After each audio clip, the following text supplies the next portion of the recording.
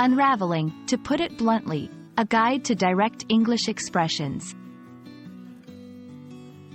Hello everyone, and welcome back to our channel. Today, we're diving into a common but powerful phrase in the English language, to put it bluntly. Understanding this phrase can unlock a new level of clarity and directness in your communication. So, let's explore what it means, how to use it, and why it's important.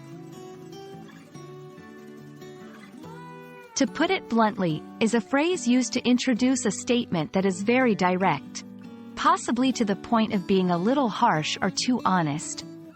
It's a way of warning the listener that you are going to speak plainly, without sugar-coating your words.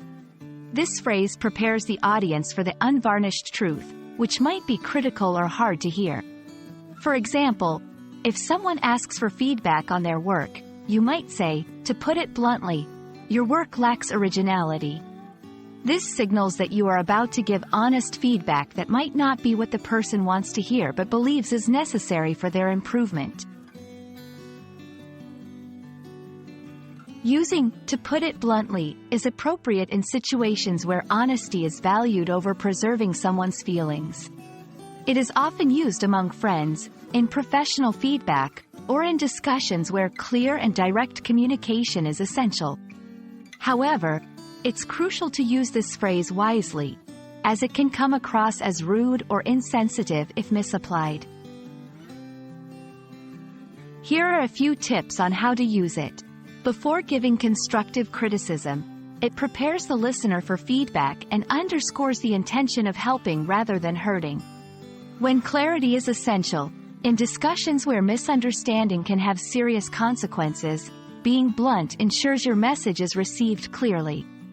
In close relationships, with people who appreciate straightforwardness, using this phrase can strengthen communication. Remember, the key is not just in the words but in how you say them. Tone, facial expressions, and body language all play a role in softening the bluntness while still being honest. It's important to note that cultural differences can affect how directness is perceived. What is considered blunt in one culture might be seen as rude or too forward in another. Therefore, understanding your audience's cultural background is crucial when choosing to use "to put it bluntly." Additionally, always ensure that your intention is to communicate more effectively, not to offend. Being blunt does not mean being cruel or dismissive of others' feelings. It's about being truthful in a way that serves the conversation and the relationship. Thank you for joining us to explore the phrase, "to put it bluntly." We hope this video has shed light on how to use this expression effectively and sensitively.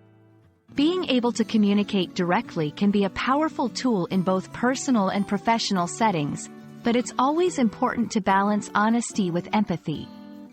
Don't forget to like, share, and subscribe for more insightful language tips. Until next time, keep practicing your English, and don't be afraid to speak your truth, respectfully and wisely, of course.